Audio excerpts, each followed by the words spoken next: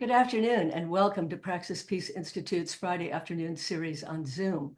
I'm Georgia Kelly, the director of Praxis. Today we are honored to host a superb researcher and author who has traced the many arteries running through and connecting the right-wing landscape. Ann Nelson has received a Livingston Award, a Guggenheim Fellowship, a Bellagio Fellowship, and an Associated Church Press Award for her journalism. She has taught at Columbia University for the past 2 decades, and her previous books include Red Orchestra and Suzanne's Children. She was a panelist in Sonoma recently after the screening of Bad Faith, a film about the right-wing evangelicals. So welcome, Ann. It's great to have you with us today.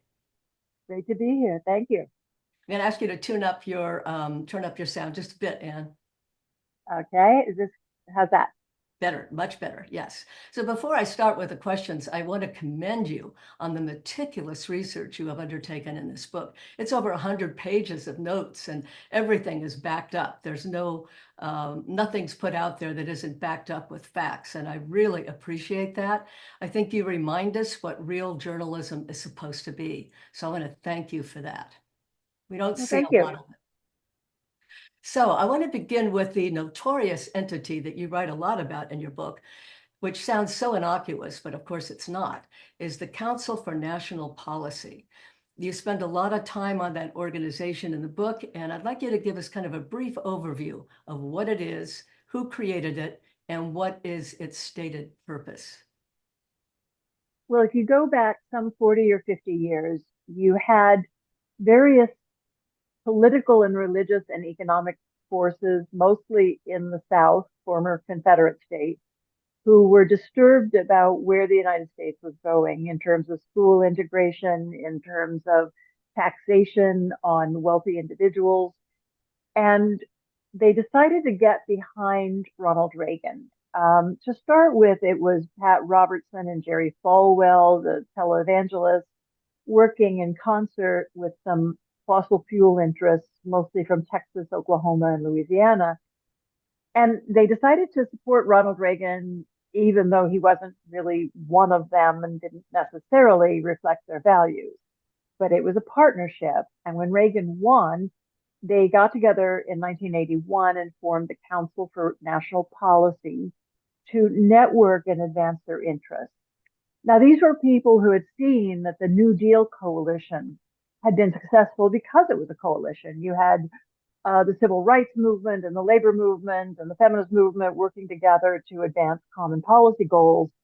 And they kind of looked at the Republican Party and saw, a bunch of country club types who weren't really forming coalitions with anyone. And so that's what they started in 1981. And since then, they've built it out. I believe that the economic interests come foremost. Uh, you know, Trump's tax policies were their dream. Cutting corporate taxes and cutting the taxes for the top 1% was what they were looking for, as well as eliminating environmental policies, climate policy that damage fossil fuel interests. But they used evangelicals and conservative Christians as a force to be mobilized to the polling places to achieve their interests. Yes. All right. And I wanted to talk a little bit about the media because we see how people are manipulated by the whatever their particular station they're watching. And I think we're focusing most on the propaganda coming out of Fox News. But one thing I have seen a lot of in the last several years is the people who believe that the objective news is on MSNBC and not realizing that it's yet another corporate platform with a point of view. And I wonder, what do you say to people who think that's an objective channel and they don't need to question anything? Do you have any advice on that? Yeah, and I taught at the Columbia School of Journalism for 7 years, where there's a lot of attention to journalistic ethics and fairness. Um, Everybody comes to storytelling with a value system and a point of view. You can't change that, but you can try to be fair-minded and acknowledge that there are two sides to questions, and even if they're not two equal sides, um, that the point of view that you don't agree with has a history and has a rationale. So well, I'm speaking for myself and perhaps for you, grew up with the Walter Cronkite world of 6 o'clock news, where news was presented in a very dispassionate way. Democrats and Republicans were reported on respectfully, and they treated each other respectfully. Now, when you had the news environment dominated by the wire services like the Associated Press and newspapers like the New York Times and the Washington Post, and the big networks above all, ABC, CBS, and NBC, you had this tenor of conversation that pretty much tried to adhere to the facts and present different points of view. That was blown up by two factors in particular. One was the end of the fairness doctrine, where it was decided that you didn't need to present multiple sides of the story. And one reason for that was the explosion in cable news networks. And what cable news did was fragment the audience. And the rationale was that viewers would have access to all of the different points of view on television. So you could watch MSNBC and Fox and one of the networks and get a rounded viewpoint. Well, that's not how consumers behave. They would choose one line and listen to it exclusively, and all of a sudden they weren't getting the other side of the story at all. So I think that in order to preserve democracy in the long run, we have to restore faith in fact-based journalism with that reports different sides of the story. And we have relatively few news outlets that do that now. I mean, I listen to NPR's All Things Considered, and they report what Republicans say, they report what Democrats say, and they treat everybody with what I would call respect and representing their opinion. But you don't get that everywhere. Indeed. I don't know that you get it anywhere these days. I want to talk about some of the other players that you've written about, both the people and the organizations. And one I want to point out, because I don't think probably anyone on this call has heard of it, and its important role, called Turning Point USA. Could you tell us a little bit about that and what the goals are of that organization and who's behind it? Oh my goodness.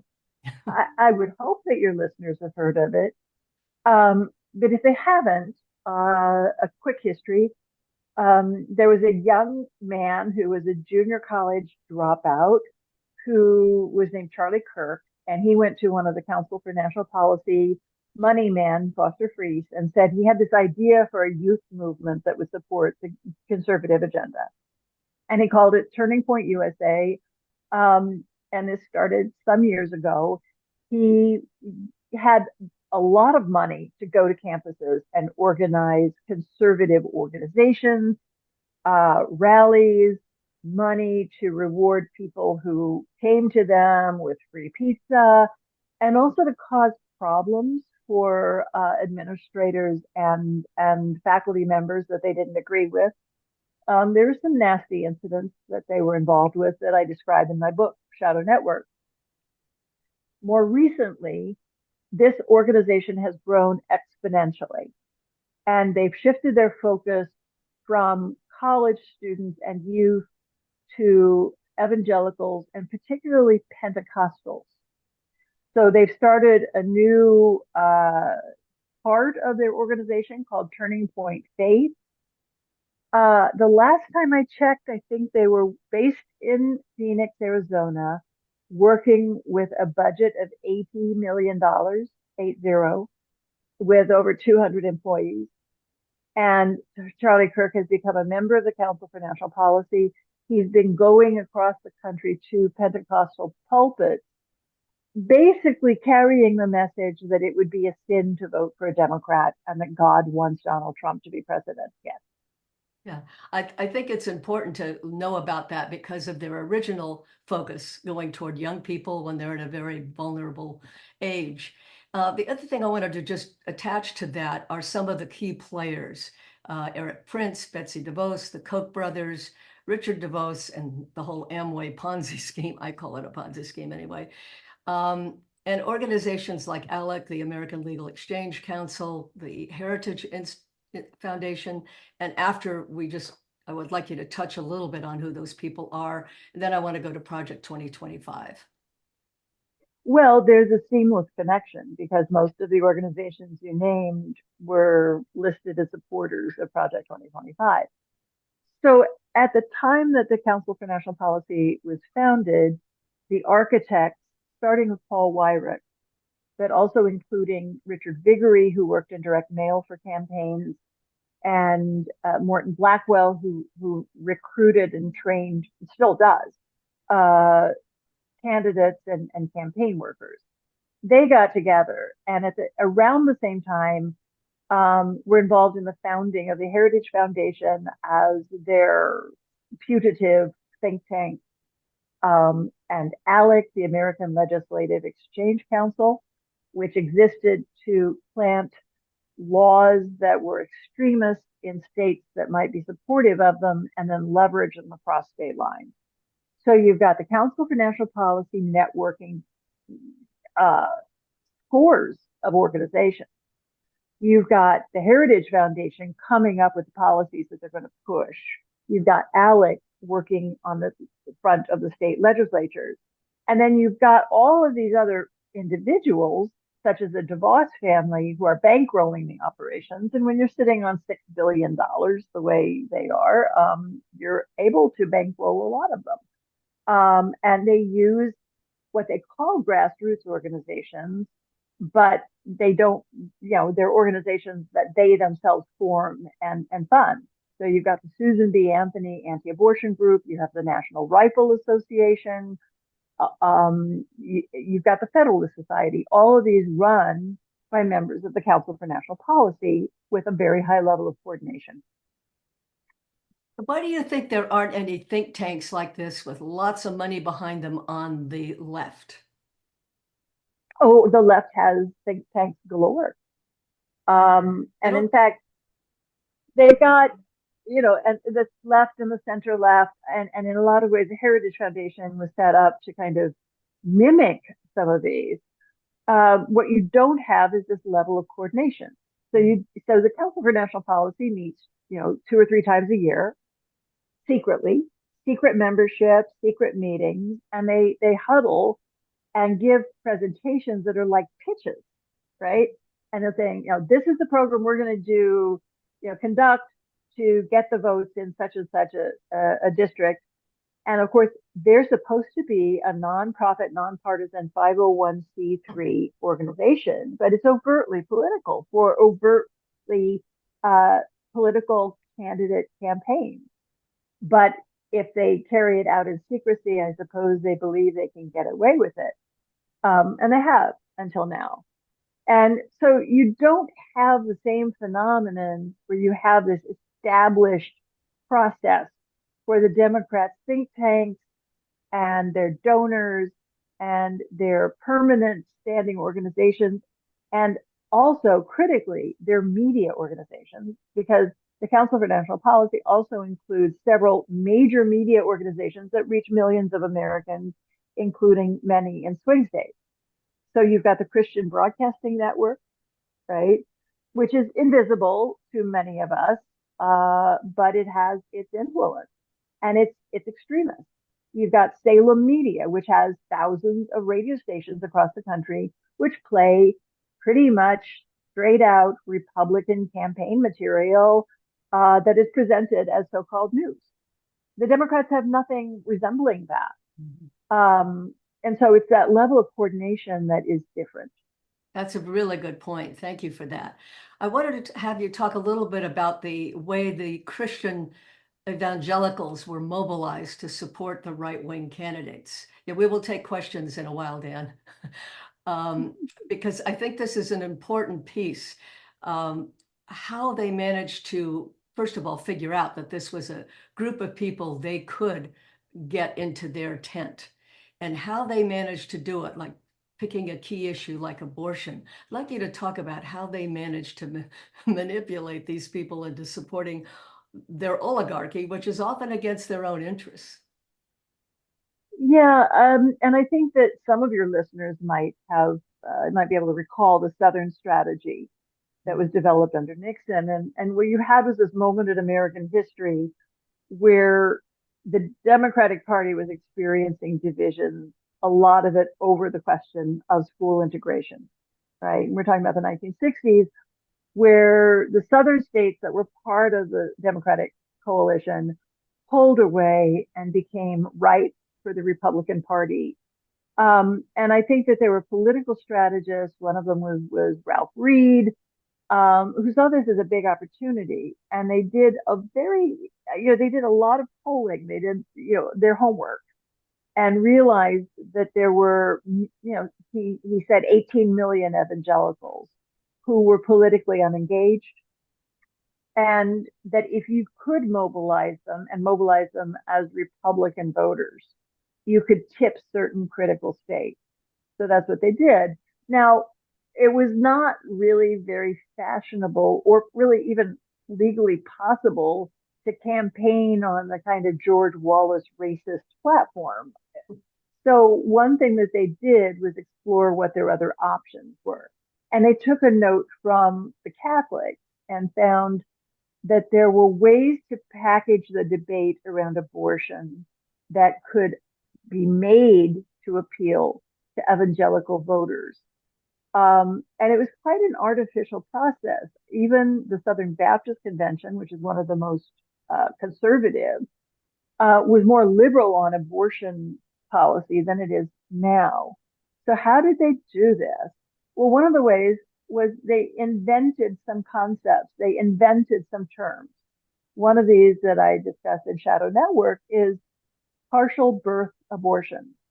Now, no physician has ever heard of this term. It's not a medical term, but it sounds really awful. And they found that in a focus group, they could evoke an emotion by being against partial birth abortion, even though it didn't exist. And so they really built up this whole mythology around abortion that's pretty shocking, because what they argue on their radio stations from the pulpits and even politicians like Ted Cruz and Donald Trump, they say that Democrats support abortion at will up to the day of birth after 9 months of gestation for healthy babies, which is utterly false. This is false. But you're talking about people who live in communities where they may not access professional journalism, where they're blanketed by this kind of disinformation from their churches, from their radio stations, from their social media platforms. And I have personal experience with people who actually believe it, right? They don't really try to figure out what the reality is. They just think that there's this horrible policy out there and they're told it's their Christian duty to vote against it, regardless of every other issue. Yeah, this is amazing. You also mentioned in the book about how a lot of the Christian pastors are getting information to spread out to their communities, whether it's circulars they give out to their congregation or talking points they use from the pulpit. I'd like you to talk a little bit about this, because this organization of churches, and from when people actually go to the church on Sunday and they're getting this kind of propaganda thrown at them, is there any questioning of this, or is it just completely taken in as truth? Well, the churches have been wrangled by these organizations. One of the core organizations of the Council for National Policy is the Family Research Council.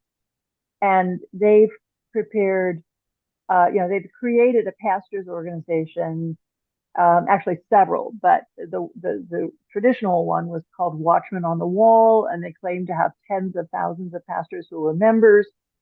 And it's actually very interesting because a lot of these pastors are in small towns, a lot of them in rural areas, and if they join up, they're given, lunches to acknowledge their contribution. They're given junkets to Washington, paid tours with their wives to Washington, D.C. They're given all kinds of perks.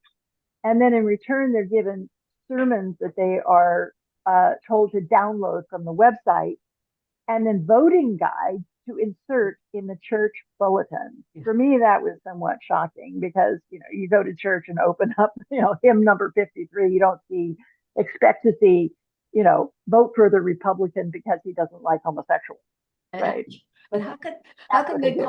call themselves a 501c3 nonprofit organization and get by with this kind of politicking? It's a little. Well, some years ago, the IRS did try to go after these organizations and they were slapped down.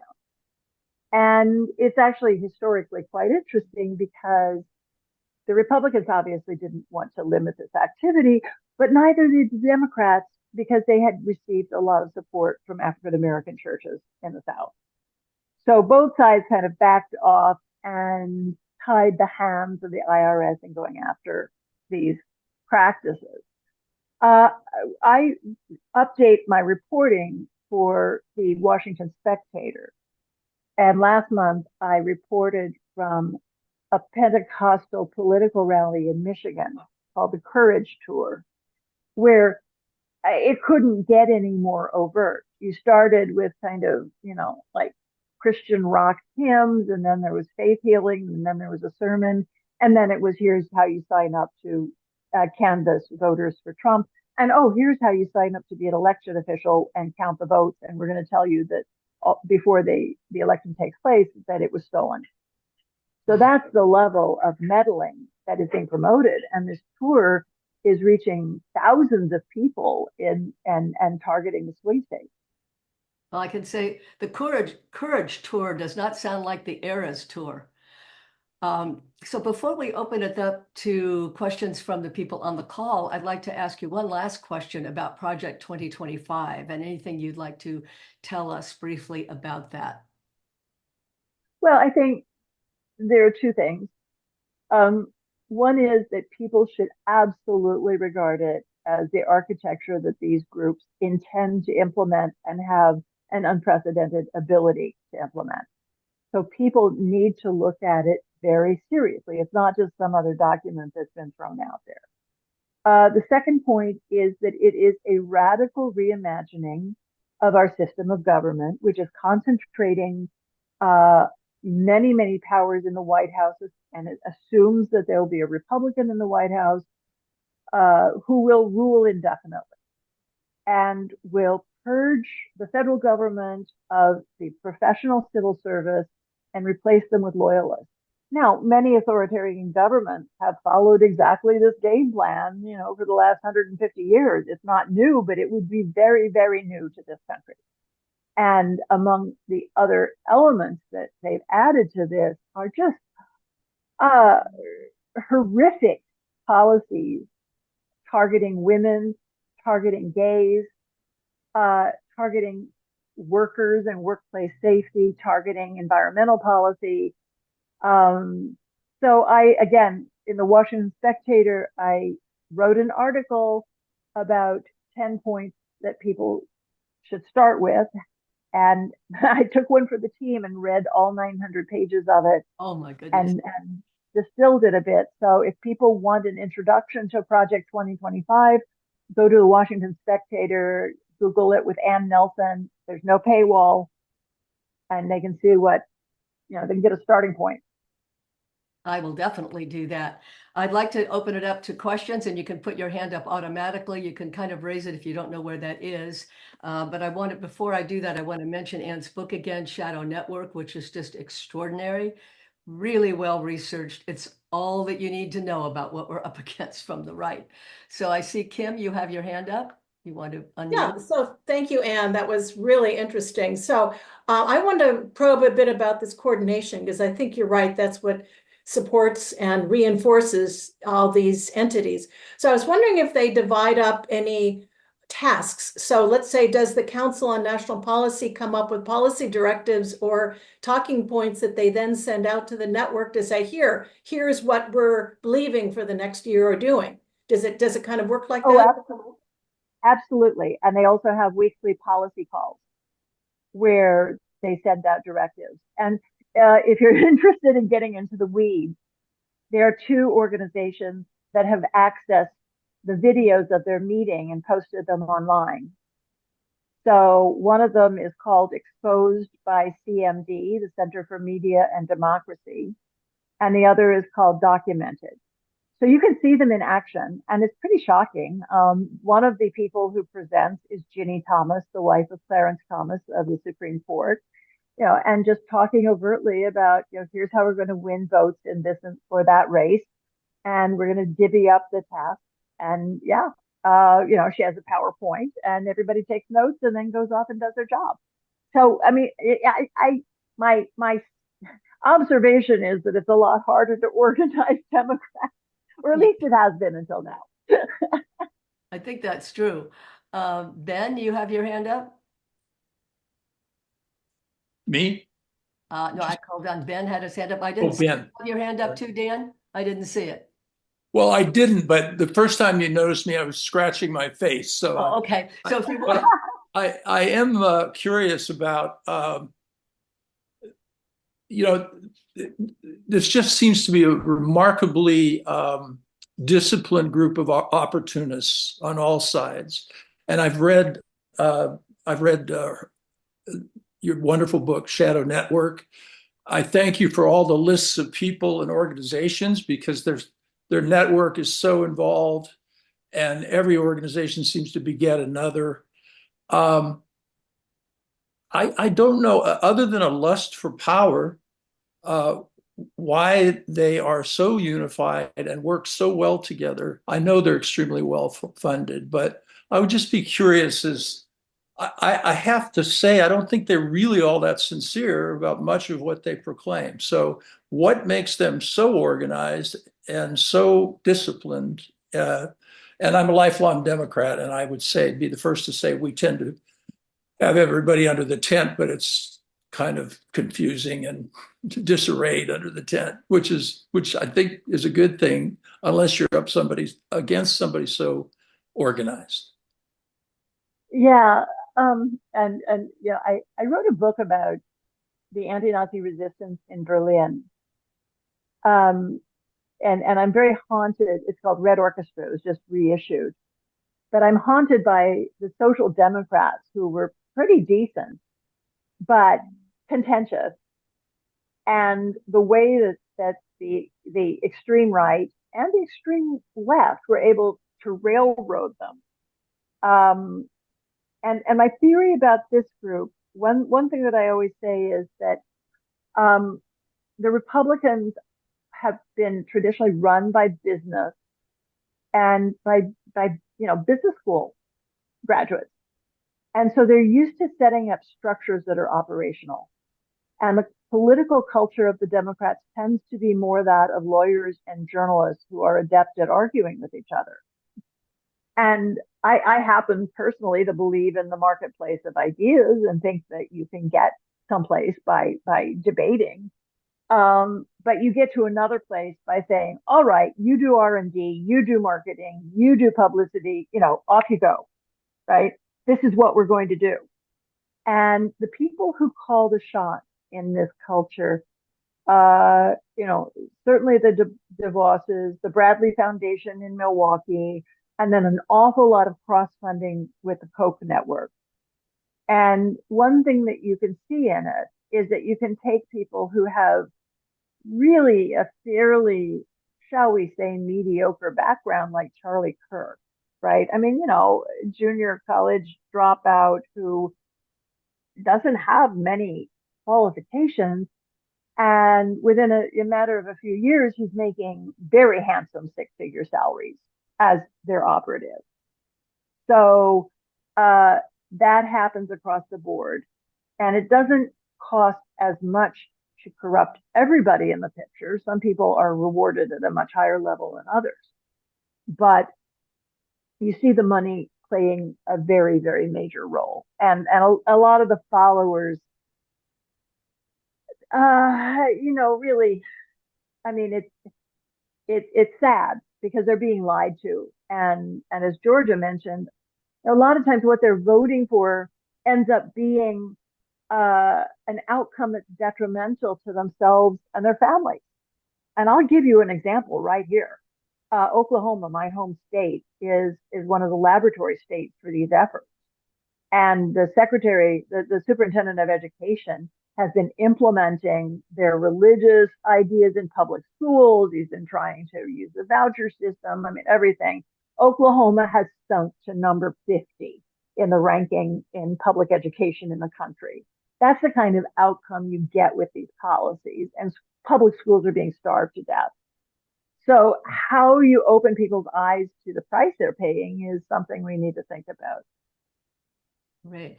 I wanted to note to you, Anne, we don't see you anymore. Did you deliberately? Oh, no. I think I touched the wrong button You here. probably Sorry. did. We hear you, but we don't see you. If you go down to the video and just click on the video screen, you should come back on. Yeah, it's not doing that. Okay. So But we can, should I sign off and sign back? I don't think we need to do that. Is everyone okay with it like this, or do you want to see her? Yeah, I think we're okay. So I'm going to go to Josette next. She has a question for you. Josette? Real quick, tomorrow we're having the rally to bring attention to Project 2025 on our plaza. And people are going to be coming up, asking questions. We do have handouts summarizing what we think are the most critical points. And also I've been referring people to your Washington Spectator article, because I think it's the most concise one I've ever read, running down what's in it. But what do you think is the most critical thing for us to tell people when they're coming up and asking us questions tomorrow? Well, first of all, hi, Josette. Good to see you. Hi, it's good to see you again. Yeah, I miss you all. I think that what we have to do is communicate to people that it's not just about some Washington bureaucrats. There are so many elements in this that touch people's individual lives. And I think it depends on who you're talking to. For me as a woman, to be told that they want to ban the term reproductive health from all federal documents, that's shocking. I don't want reproductive health banned. And the way that this movement approaches abortion is leaving women with miscarriages bleeding in the parking lots in states like Texas, where where these are being experimented with. So there are real people suffering real consequences of this already. I thought that the community in Sonoma was so beautiful and so inclusive.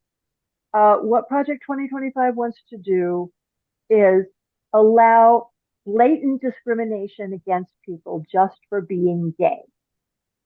So in terms of brass tacks, somebody could be fired from a job just for being gay. I mean, that's just wrong. And I think young people could hardly imagine it, right? I mean, that's not fair. Well, that's the bad old days that some of us experienced. So there's other parts that are one kind of madness. The Centers for Disease Control officials should not be able to advise that children in schools get vaccinated. So there's, a campaign against vaccinations. Well, we won't know where that goes. I mean, I'm old enough to know people who had polio. And if you start campaigning against vaccinations, God knows where it's going to go. But there's also stuff that's just so polemical and crazy. And it's like end trade with China. Well, that would crash the economy. China is a trading partner that's responsible for 16.5% of our imports. You end that? I mean, so I think that partly you figure out the person you're talking to and which part of it will apply to them. And then also, get people to think in terms of their neighbors. We all have somebody we care about who's, a pregnant woman or a gay person or a child who could get, an illness.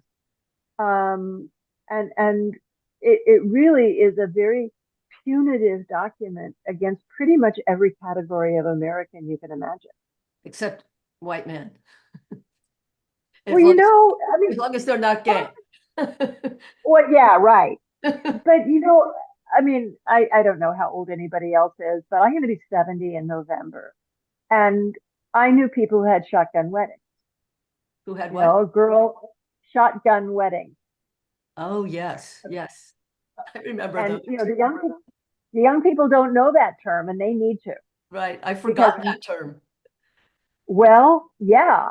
And for me to think of the people in my high school where you're 16 and you know, have a thoughtless moment and it changes your life, but it also changes the life of the boy who's Mhm. involved, right? Because he's at the end of the shotgun. Right. So I think that, you know, all of the dreams that young people have, like, oh, I'm going to go to medical school. Well, actually, you're not, because, you know, you're going to be 18 with a kid. You know, there's so many implications in this indoctrination that if they're imposed on society, they will change people's lives, you know, forever. Now, the other part of it that I have to talk about is the absolute war on environmental policy and addressing climate. Everything in it is serving the interests of the fossil fuel industries to pump as much oil as possible and to burn it as fast as possible, and climate be damned. Mhm. And it's so extreme that they even want to remove energy standards from refrigerators, right? Because it might convince you to burn less energy Right. on an energy efficient device, right? That's how extreme it is. It's unbelievable. I'm going to Mike. You have your hand up. You want to ask a question? Thanks. Thanks. Yeah, it's great. Thanks for everything you said. I'm glad you read the 900 pages, but I've seen a lot of, points on it. And, but my main question is why, there's 101 days left. Why isn't every Democrat in the country, anybody running, anybody with any influence, Kamala right on down, why aren't they mentioning these points, at least the top 5 or 10 of them that you're saying right now, every single day of the week, 10 times a day? Okay, videos, whatever they do, this Lincoln Club, all these people. Why aren't they doing this? Because how many people, what percentage of people in this country, besides the 14 people here, and, know these points that you made today about this 2025 thing? How many people know that in the country? I don't think a lot of these people have even heard of it or know anything about it. So this is the one main reason, this whole thing, or one 900 pages of reasons to vote against these people in November. And why isn't this just foremost every single day? And I'm so glad Kamala's there, because this whole prosecutor and felon bit is kind of interesting. I don't know how far that's going to go, but it just can't happen. The guy, they can't get in November, and I don't think people realize it, because too many people think it can't happen here. Okay, until you talk to people in Europe who come from Europe, and Georgia knows well about all that. But it can happen here. It's happening here right now, and so that's my main thing. Why isn't it first and foremost every day of the week for the next 101 Yeah, days? well, it's happening. You know, it came out last at the end of last year, and I first heard of it on this interview with a journalist from The Independent who had spent time with it, and I just remember him saying they would ban the terms gender and reproductive health, and I'm like, oh, that can't be. How I mean, whoa, that can't be. So I backed up and I read the damn thing and published my article in March. And a lot of people had not heard of it at that point. And I think a lot of journalists and even politicians, didn't want to sit down and read 900 pages, some of which is really mind-numbing prose. Now that has changed. And the most recent polling I've seen, I think it said that 58% of the public, perhaps the electorate, was aware of it, and 90% of them were against it, had a negative impression of it. The Democratic Party has now recently picked it up.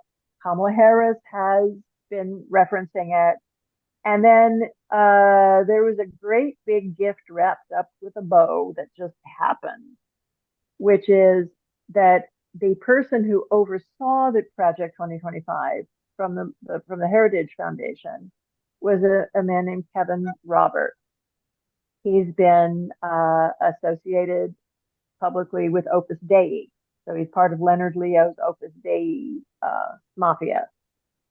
He has written a book whose original title and cover, which is accessible, is called Burn Washington Down to Save America.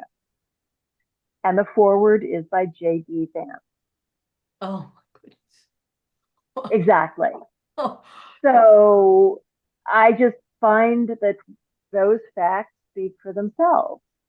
You know, how do you run for national office saying you're going to burn down the capital city? It's not a good look. And I think that you're right. It has to be brought out to people and just show them the evidence. As Georgia says, I was really meticulous in trying to substantiate every single statement I made. And the documentary Bad Faith, which is based on my book, is meticulous as well. So that's now streaming on Amazon Prime. And I'm going around the country and along with several of my colleagues speaking at screenings. And I do think that we can't just wait on the Democratic Party to get its act together. I think citizens have to defend their own society. very well put, Ann. I see that Ben has his hand up. Ben, you want to- Yes, I thank you for this excellent presentation, and I second Mike's concern about why the corporate media and the liberal mainstream media has not really gotten their hands around this story, which is sort of an ongoing story. If you read left publications like Jacobin or The Nation, we've been talking about this nexus of power. Jane Mayer's book probably was the best outline of this network of right-wing power. And, we basically have been frantically waving semaphores at the mainstream Democratic Party saying, you guys are playing like in a sandbox, and these guys are playing another game, and you're surrounded at all the high points. And they've achieved what their basic objective was, which is a judicial veto for any really, there will be no strong progressive legislation as long as we have a 6-3 court. That represents the victory of their project. Right now, we're not waiting for it to happen. It's already happened, and we're now beginning to feel the injury, so to speak. And the thing that I think really impresses me is that people like the Kochs brothers, who put billions of dollars into putting together these networks over decades, are capable of thinking in long term. They think past an electoral strategy. They know what they want to do in 4 years. They know what they want to do in 40 years. Because there's the center left mainstream Democrats don't really have an ideology. They don't think of themselves as having an ideology. They've never gone to the trouble of putting together some longer term vision. And I realize that's the job of the progressives. They're never going to do it because their mode is to just govern and react. And, the Agenda 2025 shows this kind of engineer's thinking because it's a 4-pronged program. It's got, in addition to this 1,000-page manual, which is a way to just basically reconfigure the entire governmental structure of the United States and put in a permanent minority rule as the fixture. It's got a kind of a conservative. I'm going to wrap up. There's 4 things. There's the Agenda 2025 mandate for leadership. Then there's the conservative LinkedIn, as if LinkedIn could not be more cringe.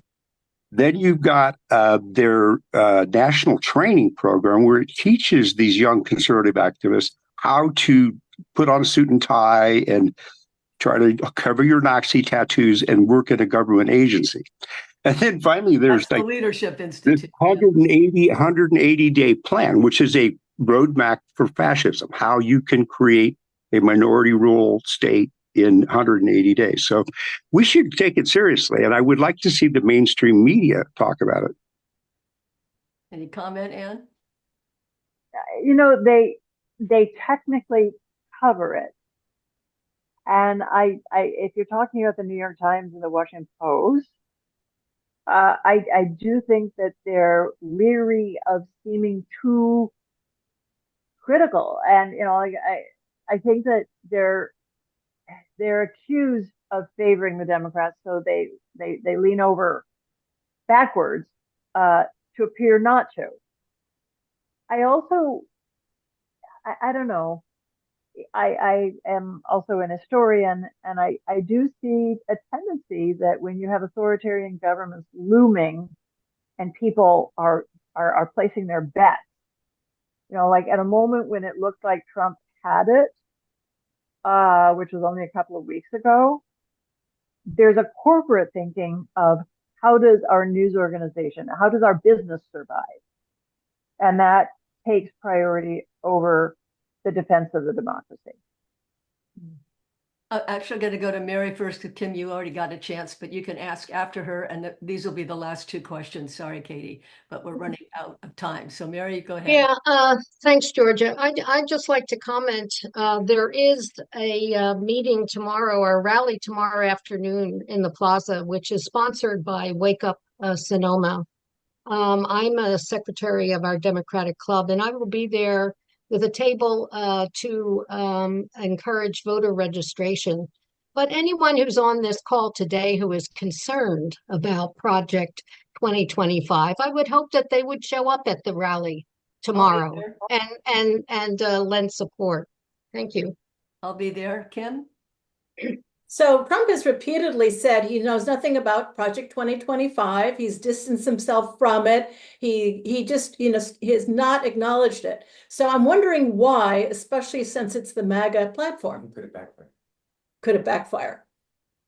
You know, some people say that Trump has uttered falsehoods before.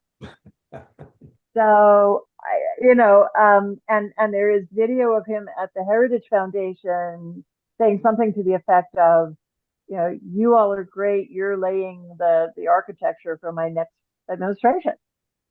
So I don't think his deniability is very effective.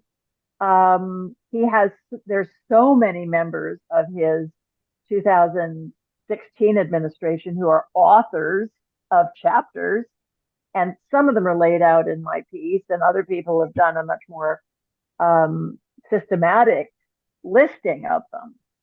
So then you've got J.D. Vance writing the foreword to Kevin Roberts' book.